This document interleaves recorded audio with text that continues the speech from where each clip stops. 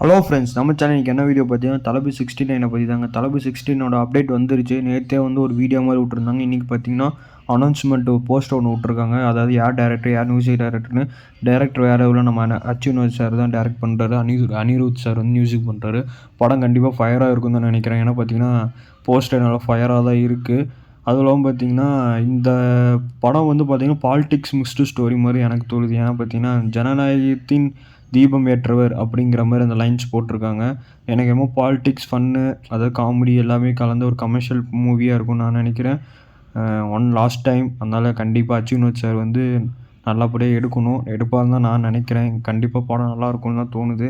இது எனக்கு என்னமோ இது கமல் சார்கிட்ட சொன்ன ஸ்டோரியாக இருக்குமோன்னு தோணுது. ஏன்னா அது ஒரு பாலிடிக்ஸ் சப்ஜெக்ட் தான் சொல்லி கமல் சார் பண்ண வேண்டியது. ஆனால் அந்த படம் ட்ராப் ஆகிடுச்சு. இப்போ அந்த கதையை கூட விஜய் சார் பண்ணலாம்.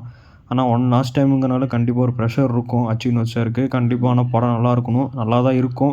அதனால் படத்துக்கு நான் வெயிட் பண்ணுறேன். அக்டோபர் 25 போட்டிருக்காங்க. ஒரு தீபாவளி ரிலீஸாக இருக்குமோன்னு எனக்கு தோணுது. உங்களுக்கு என்ன தோணுதோ மறக்காமல் கீழே கமெண்ட் பண்ணுங்கள். கண்டிப்பாக தீபாவளி ரிலீஸாக இருந்தால் நல்ல ஒரு எண்டாக இருக்கும்.